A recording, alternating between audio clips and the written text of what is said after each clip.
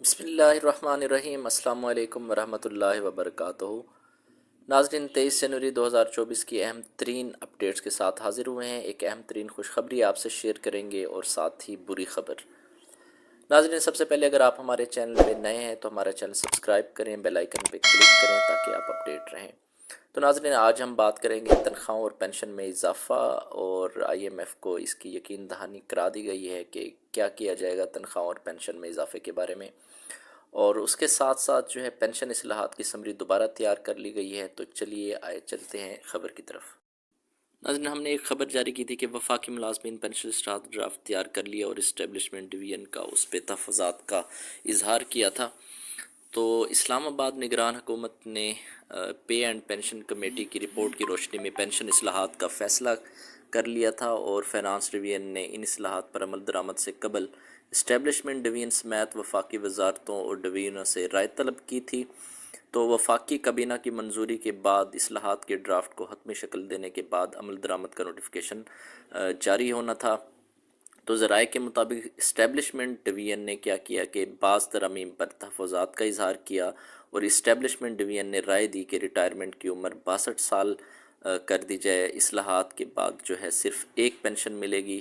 دوبارہ ملازمت کی صورت میں پینشن یا تنخواہ کے آپشن کمیوٹیشن فارمولہ 35 سے کم کر کے 25%، اور اس کے ساتھ جو ہے وہ نئی اصلاحات کے تحت وفاقی حکومت کے ملازمین ریٹائرمنٹ سے قبل سروس کے آخری 36 ماہ کے دوران حاصل قابل پینشن مراعات کے 70% کی بنیاد پر مجموعی پینشن کے حقدار ہوں گے۔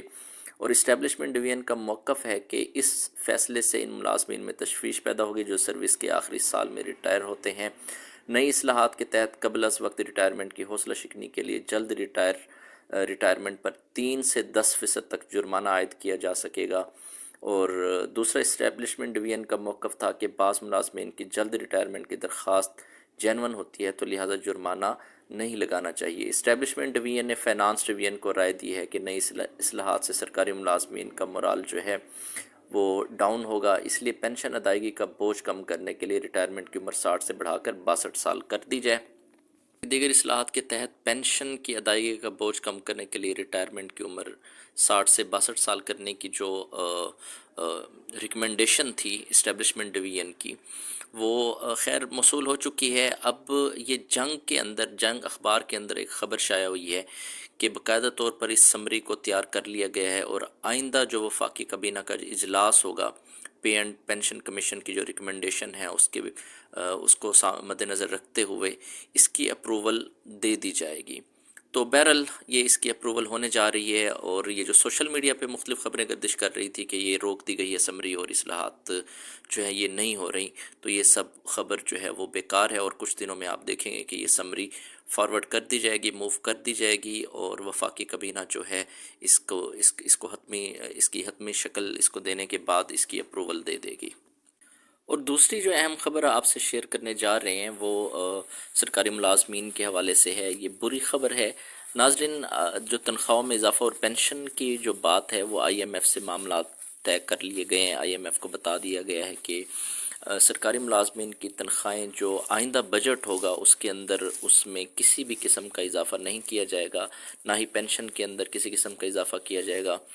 تو بہرحال میڈیا رپورٹس کے مطابق پاکستان نے IMF کو ٹیکسٹائل اور لیدر سیکٹر میں سیلز ٹیکس چینی پر 5 روپے فی کلو فیڈرل ایکسائز ڈیوٹی لگانے اور رواں مالی سال سرکاری ملازمین کی پینشن اور تنخواہوں میں اضافے نہ کرنے کی یقین دہانی باقاعدہ طور پر کروا دی ہے۔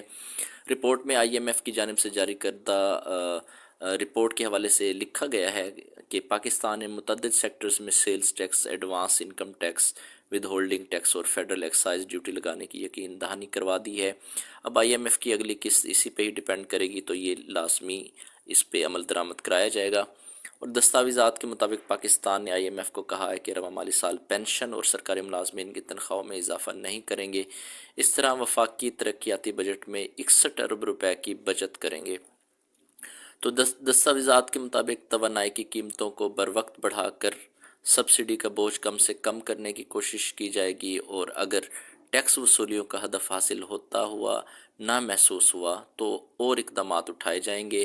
اور مختلف سیکٹر کے اندر مختلف جو اشیاء خرد و نوش ہیں ان کے اندر ٹیکس میں اضافہ کیا جائے گا، پیٹرول میں اضافہ کیا جائے گا، اور باقی جو پروڈکٹس ہیں، جو درآمدات ہیں اور برآمدات ہیں، دونوں کے اوپر ہی ٹیکس کو بڑھایا جائے گا اور عوام کے اوپر پھر بوجھ بڑھے گا۔